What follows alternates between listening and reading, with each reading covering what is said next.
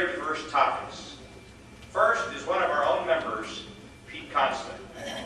Councilmember Pete Constant represents District 1, a unique portion of San Jose that is virtually surrounded by 4 other cities: Santa Clara, Cupertino, Saratoga, and Campbell.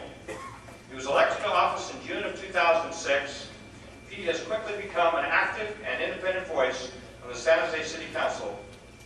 In addition to his council duties, Pete serves on many legislative bodies, including being a member of the Rules Committee, the Open Government Committee, the Vice Chair of the Public Safety, Finance, Strategic Support Committee, Co-Chair of the Santa Clara County Aging Strategic Plan, Leadership Group, the Chair of the Strategic Plan for Persons with Disabilities, and the OTC Advisory Board. Our only true conservative on the San Jose City Council, Pete Constant.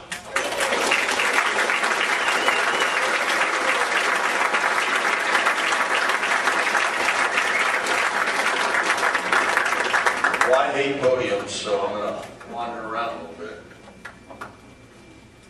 Someone took a lot of time tying that up, so I couldn't do that. But so tonight we're going to talk about the budget in San Jose and kind of where we are on things. But what's really important to know is that this problem and the solutions that San Jose has been seeking are not unique to San Jose. It's something that's being played out over and over, city by city, school board by school board, state by state, you name it, everyone's dealing with the same issue. So it's really important. But before I get into my topics, there's 2 things I want to say outside of my topic, and one is how important Sam's race is. I know he said it very eloquently, and I can't add much to that, but you need to get out there with us. I mean, on Father's Day, I told my 5 kids what I wanted to do for Father's Day was go walk for Sam, and that's what I did, because it was that important that we get people out. So there's a lot of weekends coming up between now and the election, and come out there and join me and Sam and Curtis and dozens of other people, because it is very, very important. The other thing I'd like to say is I'd like to acknowledge one of my colleagues, the other conservative on the council. He may not be the same party as me, but I'd like to say he is my libertarian-leaning conservative on the council, Pierluigi Oliverio. And the reason neither one of us have been shaving is we're on vacation right now, so it's good to be a little bit more relaxed. So the city of San Jose, as you know, has had fiscal problems for quite a while. In fact, we just balanced our budget for the 9th year of budget deficits. 9 years of red ink. That red ink has totaled up to almost $500 million of red ink that's had to be year by year patched. I don't want to say fixed, because we still haven't even come close to fixing the budget. What's more troubling than the fact that we've got 9 years behind us is that we have at least 4 years in front of us of red ink.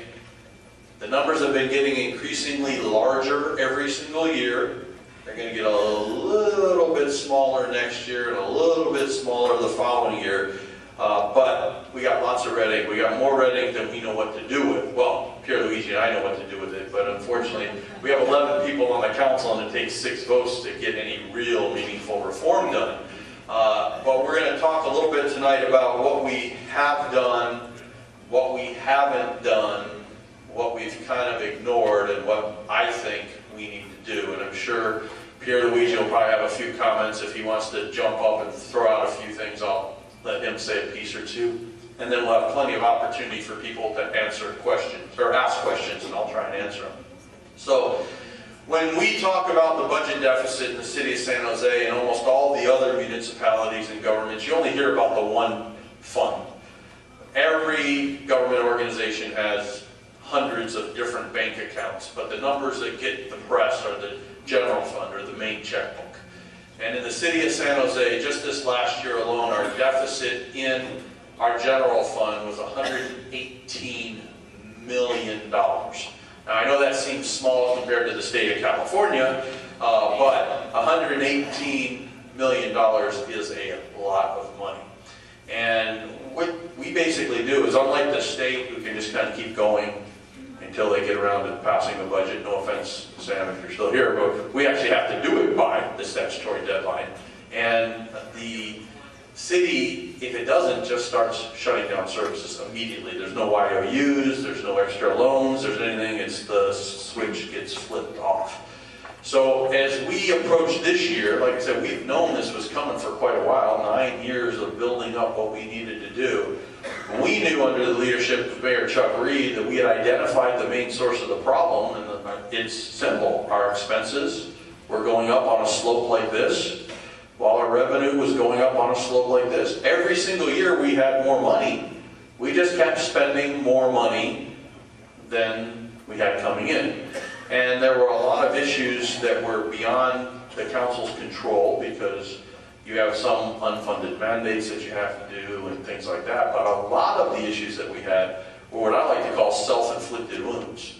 They were either policies that the council had made that tied our hands on what we could or could not do, or they were promises that the councils made, either our council or previous councils, that we just didn't have the resources to keep that promise.